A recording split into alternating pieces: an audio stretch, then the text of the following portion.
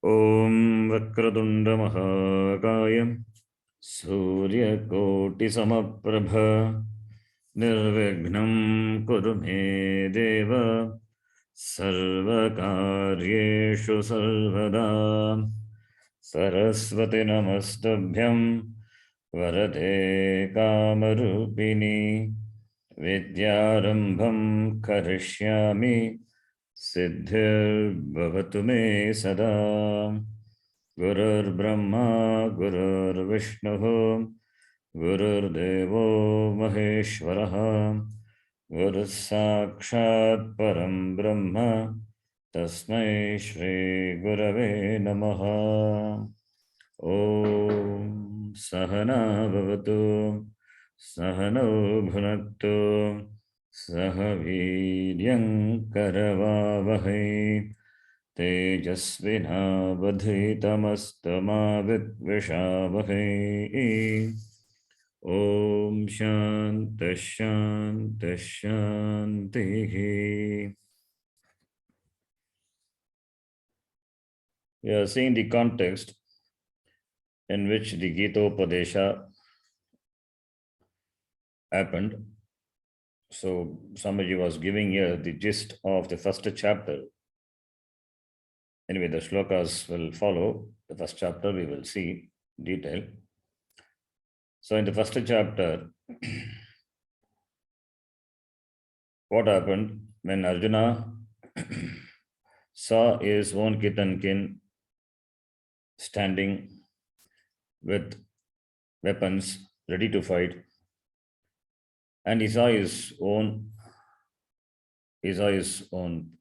grandfather and acharyas, revered acharyas, and suddenly he realized he is going to fight with his own kith and kin. Then, overpowered by compassion, he dropped his bow and arrows and sat back in the chariot, telling Krishna that he would not fight. Up to this we saw. Now, when Arjuna sat like that, Krishna did not turn the chariot back and took him back. So Krishna, not only the chariot, not only the charioteer, not only he drives the chariot, he is also being a Bhagavan as a charioteer of the entire scene, entire episode. He himself drives this Yuddha also, being Bhagavan. And if the order is disturbed, Bhagavan will restore the order. If Dharma is disturbed, Dharma will be restored. So therefore, wanting Arjuna to fight, make him understand, now the Krishna, he opens his mouth. Not that immediately he gives Upadesha. He whips up Arjuna by scolding him. By scolding him, making him realize that he is a Kshatriya. His dharma is to fight. What would be the result if he would not fight? So all these things he would say and make Arjuna realize. So that is what is going to come. In the beginning, there is no Upadesha. Later, when Arjuna surrenders, then only Upadesha starts. Till now, there is a friendship. There is a friend relationship between Arjuna and Krishna. There is no Guru Shishya relationship. Now let us read from Krishna's rallying cry. Arjuna was so completely overwhelmed by compassion, sympathy, and consideration that he could not fight.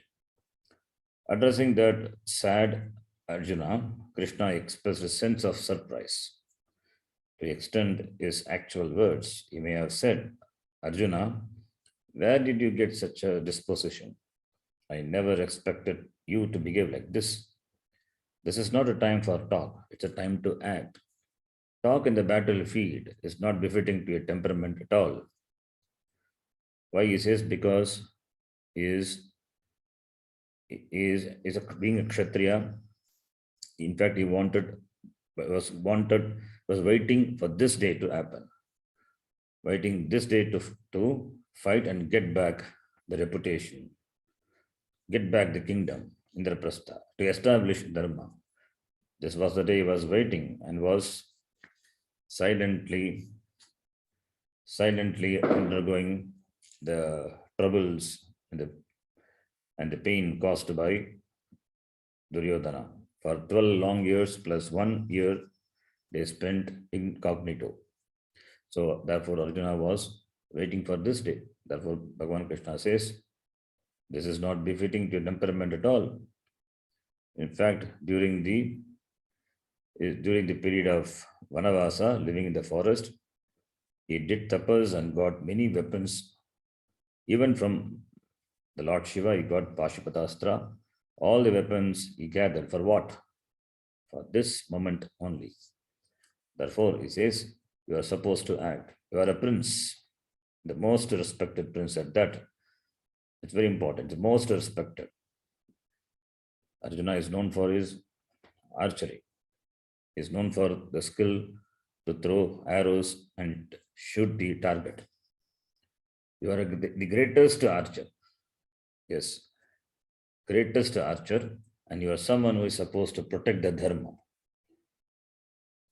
So Arjuna is the follower of dharma, and being a dharmi, and being a kshatriya, and being a prince, therefore he is supposed to protect dharma.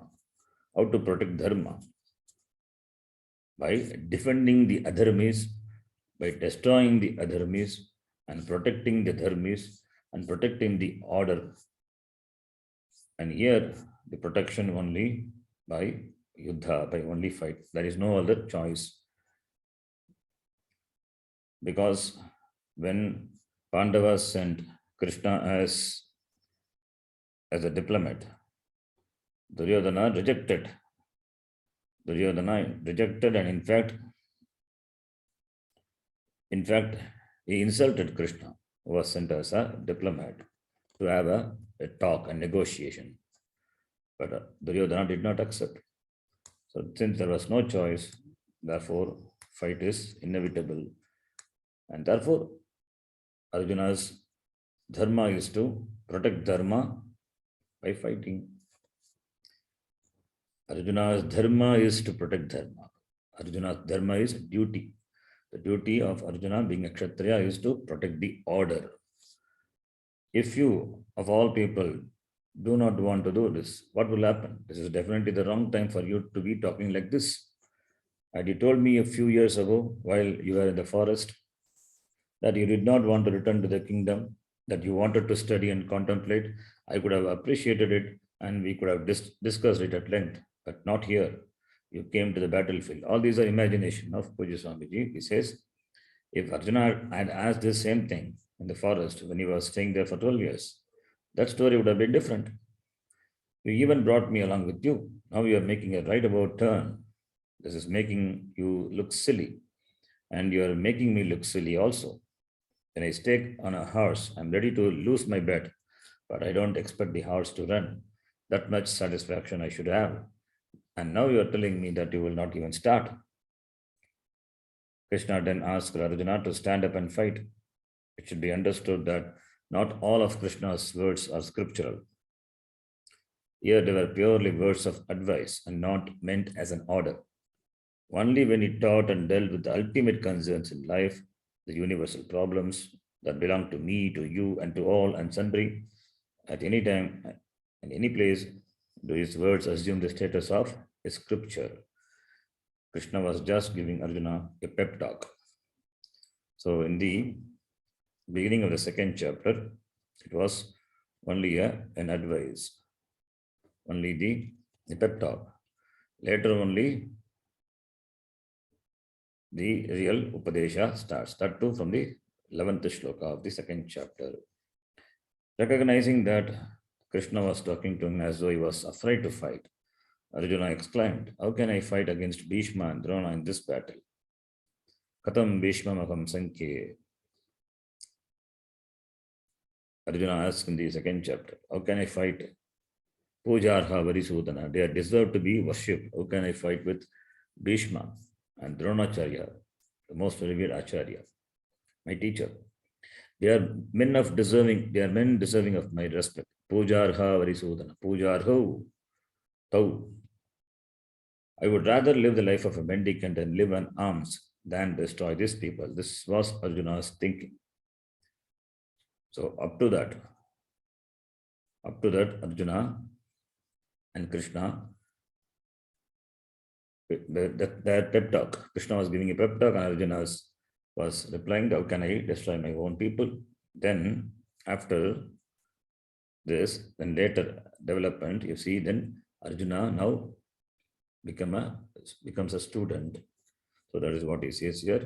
He becomes a student where that is beautifully given in the second chapter shloka. Karpanya dosho pagatasvabhava pritchami tvam dharma sammudha chetaha shishyastegam shadimam tvam prapannam ichreyun nishchitam brugitanhe shishyastegam shadimam tvam prapannam. Very important shloka. Before the shloka, between Krishna and Arjuna, they had the relationship of friendship. The ship between them was friendship. But after them, it was the sambandha between them was Guru Shishya. Though this shloka is an important shloka, it's a shloka which demarcates the change of relationship from being a friend to a guru.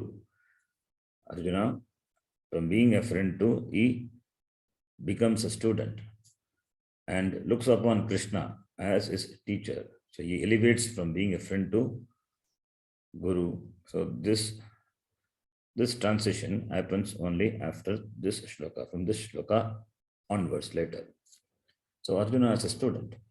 Arjuna also said in so many words, "I don't think this sorrow will go away just by gaining a kingdom, whether the kingdom be here or in the hereafter. Even if I go to heaven and become the ruler there, I would be the same wanting person. I would have the same problems." Arjuna knew that to be the ruler of a kingdom brought only royal problems, that enemies abound, especially if the kingdom is prosperous or unrivaled. Unrivaled. He therefore did not see himself as one who would be free from the problem of sorrow by gaining any kingdom. The problem of sorrow, as Arjuna pointed out, is self non-acceptance. Self non-acceptance is the original problem, in fact.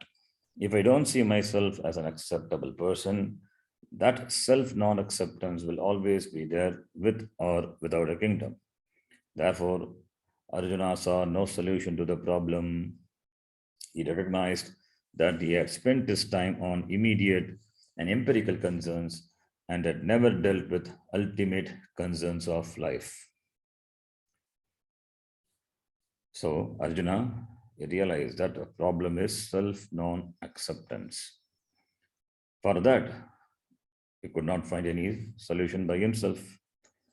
If it was the empirical problem, then empirical solution he can get. This is a problem which he faces for which there is no empirical solution. It means the solution cannot be gained the way you find a solution in the empirical world. So therefore, he saw no solution to the problem. He could not find any solution by himself. Therefore, because of his desire to solve the original problem, this is the original problem, self-non-acceptance, fundamental problem. Arjuna offered himself as a student to Lord Krishna and asked him to teach him what he needed to know. He considered himself to be qualified for this knowledge because he had enough experiences in life and had discovered the problem. So discovery of the problem is the first step, and Arjuna had done that. Therefore, he deserves to be a student. All that now remained was for Krishna to decide whether he would accept him as a student, a Shishya. In other words, the ball was in Krishna's court. Arjuna, having done his part by saying, I am your Shishya, please teach me. All of this we will see in detail later. There are three significant words that mean the student in Sanskrit: Vidyarthi, Antevasi, and Shishya. Vidyarthi means the one who wants to know and can refer to the type of student who enrolls in a college to get a degree but spends very little time in the classroom. An Antevasi is a student who lives with a teacher. This type of student also wants to know but may not be able to grasp what is being taught. A Shishya is the one who is truly qualified to study and therefore deserves to be taught. Shasana Yogyaha Shishyaha, the one who deserves to be taught, is called a Shishya. So Vidyarthi, Antevasi, Shishya all mean student only, but there are differences. There is a difference between them. So Vidyarthi means student, just a student. Antevasi means is also a student who lives with the teacher. Antevasi, Samipe Vasati, he lives closer to the teacher. He is also a student, but he may not be able to grasp what is being taught. That's the difference between Antevasi and Shishya, whereas Shishya is one who is qualified. Antevasi need not be qualified. A subtle difference between the two. He or she may also gain other experiences while studying, but these are byproducts only. For the Shishya, there is a certain direction and commitment that is necessary for a person to accomplish anything in life. If I am happy that you are in my class, then you are a Shishya. And if I miss you when you are not there, you are a Shishya. If I wait for you, if you are delayed a few minutes, you are a Shishya. To be a Shishya means you are qualified to be a student. The teacher looks for your presence and doesn't want you to be absent. When this is so, you are definitely a Shishya. It's a beautiful way the Swamiji presented you. Who is a Shishya? The teacher looks for that person, Shishya. As Ramakrishna Paramahamsa looked for Vivekananda. Vivekananda, Shishya. When Arjuna told Krishna, I am your Shishya, please teach me, he was also saying that he had commitment to this knowledge, that he saw the value of it, and also that he looked upon Krishna as a qualified teacher. He did not say he was a student, but he said, I am your student, Agam te Shishyaha, meaning that he had chosen Krishna as his teacher. The Gita began only because Krishna took Arjuna seriously and chose to teach him. So the Gita began only when Krishna assumed the role of a teacher. And Krishna did not assume on his own because Arjuna surrendered to Bhagavan Krishna. Arjuna surrendered to Krishna and offered himself as a student. Then only Krishna assumed the role of a teacher and he started teaching. And Arjuna, being a qualified student, he could identify the basic problem, fundamental problem, self-non-acceptance, and he wanted a solution for that. And therefore, wanting to know, he surrendered to Bhagavan Krishna, became his Shishya. Now, the relationship between them changed, Guru-Shishya relationship, and therefore, now there will not be any discussion as it was before. Now it would be a Samvada. Before it was a pep talk. Krishna gave a pep talk to Arjuna. Now it would be Samvada, the real teaching. Therefore, we have 17 chapters of dialogue. First chapter only provides the context, and the remaining 17 chapters, starting from the 11th shloka of the second chapter onwards, we have 17 chapters of dialogue between the teacher and the student. Krishna-Arjuna Samvada. Krishna may have taught in prose, but Vyasa chose to put it in the form of verses. Each chapter is a dialogue with a predominant subject matter, which is revealed by the title of the chapter. Every chapter has got a title. Second chapter, Sankhya Yoga. Third chapter, Karma Yoga. Even first chapter, Arjuna Vishada Yoga. So, the subject matter of the chapter can be known from the title of the chapter. Thus, the first chapter is called Arjuna Vishada Yoga, meaning that the topic discussed is Arjuna's sorrow. The despondency of Arjuna is the subject matter of the first chapter. A fundamental problem requires a fundamental solution. A problem can be solved topically or fundamentally, and Arjuna decided to solve it fundamentally. Because of the clarity it produces in one's thinking, a fundamental solution resolves the problem so completely that topical issues of right and wrong no longer arise. If you solve the fundamental problem, all the other problems get solved. All the other problems are because of the fundamental problem. So instead of solving the topical problems, if you solve the fundamental problem, recognizing the fundamental problem, then all the problems are solved. So therefore, here Arjuna decided to solve the fundamental problem, not on his own. How? By being ready to listen to the teaching of Bhagavan Krishna.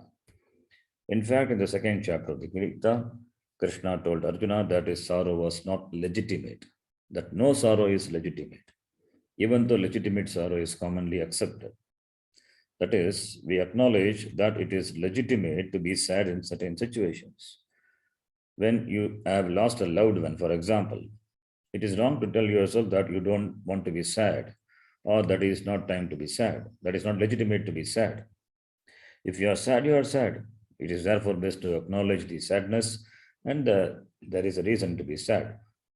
Remember, however, that you become sad because you are already subject to sadness. In fact, only the sad become sad, just as the mad become mad and the bad become bad. All that is required is a particular situation. So a situation only invokes a sadness, a sad person in you. If you are not sad, basically, then can't become sad. Therefore, only the sad become sad. The sad person is already there inside you, and only this external situation provokes that person. And it may take no more than a change of weather for him or her to become sad. Certain plans may have been made based on a weather forecast of a good weekend. A rainy weekend then becomes a bad weekend. There are vulnerable spots in everyone. And when these are touched, the person is touched to the quick, meaning that he or she suddenly becomes angry, frustrated, sad, hateful, or desperate. So everybody have got such vulnerable spots. Vulnerable means emotions. When that is triggered, then the person, you can see the exhibiting such emotions, the sadness. A person doesn't suddenly become a desperate person. He or she is already desperate. The person is a despair. Thus, psychologically speaking, there is sadness and there is some legitimacy for it. But if you look into the matter dispassionately and realistically, you will find that there is no real reason to be sad. So, therefore, from two standpoint here too, if you look upon the sadness or anger or being desperate, psychologically it has reason, there is legitimacy. But if you look at objectively from the spiritual standpoint, there is no real reason for a person to be sad, to be angry, to be frustrated, to be desperate. All this stems out from only from not accepting oneself, self not acceptance. That is how the Shastra looks upon that. That is the spiritual perspective. Only when the person doesn't accept himself, then all these problems arise. The self non-acceptance, that is a fundamental problem because of which the person is subject to all sorts of the problem. But psychologically, a person having the problem means there's a legitimate reason for it. So therefore, legitimate, Bhagavan Krishna says that the sorrow what you experience is not legitimate. Not legitimate from what standpoint? Not from psychological standpoint, from the standpoint of spiritual perspective, from spiritual standpoint, it is not legitimate. Therefore, if somebody is sad, only from the spiritual perspective. Only when the person is ready for the spiritual advice, then we can say that it is not legitimate. Otherwise, one should not say, because from psychological standpoint, it is legitimate. So unless the person is prepared to receive, prepared to understand, then one should not say that the sorrow is illegitimate. The problems, the problems, the fundamental problem can be solved only by knowledge. The fundamental problem, self-non-acceptance, that can be solved only by knowledge. But what a psychology or psychologists they do is they give a temporary solution for the problem. That is why people wanting, not knowing the spiritual perspective, for wanting to find an immediate solution, they go to a therapist or a psychologist. Because what they want is, they want the problem to be justified. They want the problem to be legitimized. Therefore, only they need psychological advice in the beginning. Only when they become matured, they will look for spiritual advice. But here, Krishna here gives him spiritual advice because Arjuna asked for it. Shishyaha, the word Shishyaha means what? Shishya means student. It's not real. So Shishya means only when the person wants to know the truth, wants to gain the knowledge, spiritual knowledge, then only the word Shishya to be used. The word Shishya is used only, should be used only in the connotation, not should be used, it is used in many senses, but it was used and preferred to be used only in the connotation when there is a spiritual dialogue or spiritual seeking is on the part of the student. But nowadays, the word Shishya has been used in many contexts, many professions. It has been used. There are professional gurus, there are management gurus, and therefore the students become the Shishya. But in our Sampradaya, the Shishya, the one who is a Shishya, the one who is disposed or inclined to receive the spiritual teaching from a guru, that person is called a Shishya. So the word Shishya has got more. So in this context, Shishya means the one who is ready to receive or deserve to be taught or deserve to be given the knowledge, the ultimate knowledge, spiritual knowledge. Only in that sense, the word Shishya is generally used, but loosely nowadays it has been used in other transaction also, other transaction or any other types of knowledge in the transaction also, that word is Shishya, the word is loosely used. If the teacher teaches science, the science teacher, science guru, the students become the Shishya. The students they receive knowledge. What knowledge? Scientific knowledge from the science teacher. The students are called the Shishya. But science will not solve the fundamental problem, basic problem. Then the students also are loosely called Shishya. Similarly, a dance teacher and the dance students, dance Shishyas. They are learning dance from the dance teacher. Dance guru. As a spiritual guru is respected, so too a dance guru is also respected. Therefore, only a dance teacher is also called dance guru. And the students are the Shishya. Here the word Shishya is loosely used. Here the knowledge is about the techniques of the dance. It is not spiritual. It is not spiritual knowledge. The knowledge not meant for solving the fundamental problem, but still Shishya, the word is used. Therefore, the word Shishya, which is used in the Gita, which Arjuna utters, Shishyaha agam te. Therefore, Arjuna can give him spiritual advice. He can give him the permanent solution for the fundamental problem only from the spiritual perspective, and that is what he gives. Krishna is not a psychologist. He is a teacher, he is a guru. So therefore, he wants to put an end to the fundamental problem one for all. A psychologist cannot do. He can give only a temporary solution. So calling Krishna as a person, a psychological guru, is also not correct. Is because for him there is no problem at all. As Swamiji says, psychology has problem. Vedanta, no problem. Psychology sees a problem. Vedanta doesn't see the problem. So that the psychology looks as a problem, for Vedanta, there is no problem. So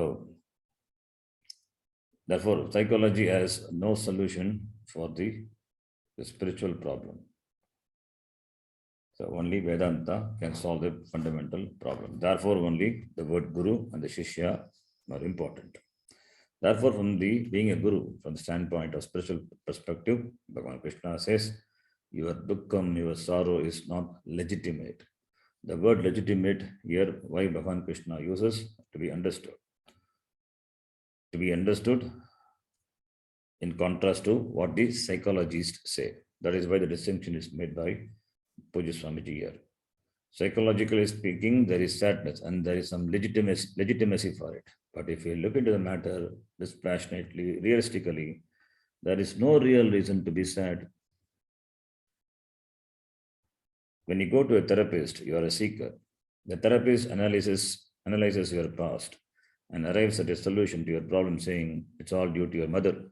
Yes, that is true, you say. In this way, the therapist validates your feeling. Knowing there is a reason for your sadness, you have a sense of freedom. You had certain opinions about yourself that made you sad, and now your reactions and responses have been validated properly. Your conclusions based upon wrong notions about yourself can now be looked at differently. By changing those opinions, you gain a freedom as though you have thrown light upon yourself. This is what a therapist or a psychologist does. What they do is they validate your feeling, they recognize your problem, validate your feeling. Therefore, you feel little relaxed. But this will not solve the fundamental problem. This will not solve the fundamental problem. The psychologists had point out the reason for your sadness, and therefore you may have a sense of freedom, not the real freedom. So, psychology as solution, Vedanta as no problem. So, psychologists give solution. The solution is temporary, whereas Vedanta doesn't see problem. Therefore, it would say there is no problem. There is no problem for which there is what solution can be given. So then you come with the problem. That is why for the when there is no problem, and when a person feels problem, instead of teaching Vedanta, first you have to validate the feeling of the person. That is why even a spiritual guru also, first he plays the role of a therapist. He will not dismiss a problem by giving Vedanta solution. Sometimes it will be counterproductive if you give Vedanta solution to the problem. First, the problems have to be validated. It has to be recognized. Then the person will feel relaxed, a little sense of freedom. Then when the person is ready, then you have to make him understand, provided the person is ready for the teaching, that really speaking, there is no problem. Really, that is the problem. If at all the problem is there, that is the fundamental problem. That is self non-acceptance, for which Vedanta is the only solution. This is second level. First level, that the guru has to sometimes nowadays has to play the role of a therapist or a psychologist. This is what most of the people nowadays they do. Most of the gurus, they play the role of a therapist. But here in Gita, Arjuna plays the role of a guru. Whatever comes from this mouth is nothing but the words of the Shruti. The words of the Shruti, and the words are intended to provide the solution to the basic problem, fundamental problem. What is that? Self non-acceptance. Accepting situations as they are. You begin then by acknowledging the situations and validating your responses. Later, you find there is no reason for sorrow. This doesn't mean you're suppressing the sorrow, only that you see the situation as it is. What we are doing is taking the sorrow one step further and asking, is there a real reason for sorrow? Lord Krishna told Arjuna there was not. How could he say this? No real reason. It means there is no problem. That is what Vedanta says. Whereas psychology sees a problem and gives a solution, Vedanta doesn't see the problem and therefore there is a solution. Vedanta, only when it sees a problem, it will say. So therefore, is there a real reason for sorrow? There is no reason for sorrow. How could he say this? Was it merely because he had never experienced sorrow? After all, Krishna was looked up to, everyone prostrated to him, and all the gopis were after him. Did he not recognize Arjuna's limitations? Lord Krishna understood Arjuna's limitations very well. Everyone has limitations, physical, perceptual, intellectual, and others that are picked up while living one's life due to natural aging process. Originally, you may have had 20/20 vision and now perhaps a vision of 20/60. Thereafter, you require glasses, a hearing aid, and perhaps a cane also. In spite of all these limitations, Lord Krishna said there is no room for sorrow. Ashochyan Vashochastvam. This is something to know and is what the teaching is about. This is something important to be understood. For the one who comes with a problem, the teaching is there is no room for dukkam. There is no room for pain. There is no room for sorrow. It's like a bombshell. Arjuna asked for the knowledge, and Krishna taught him in the second chapter. He did not just make the statement and ask Arjuna to work on it. He made it very clear. Once Arjuna, this is possible because Arjuna was prepared. That is why Krishna gave this Upadesha. So, therefore, to a prepared student, that is why the word Shishya is important. The advice, because Arjuna surrendered, Shishya. How important the word Shishya, and similarly, how important the word Guru. Who is Guru? The one who removes the andhakara, the darkness, what? Ignorance. Ignorance, thinking that one is subject to sorrow. How can one be subject to sorrow? It is not possible according to Shastra, not possible. So therefore, that is andhakara, avidya, the one who removes. How? By teaching. Who can be taught? Shishya. Who is a Shishya? Shasana Yogyaha, one who deserved to be taught, one who is ready to receive. So therefore, Arjuna asked for it, and once Arjuna received the teaching, it became a matter of questioning and assimilating the knowledge given to him. Thus, the second chapter ends with Arjuna's question, how do you describe a wise person? The later part of the second chapter, Arjuna has this question. What are the descriptions of a wise person? Krishna had told him that the person who is wise is different.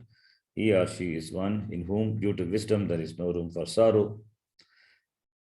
There is no room for sorrow. Therefore, Arjuna wanted to know the description of a wise person so that he can imitate him, he can act like him, so that he also will be free from sorrow.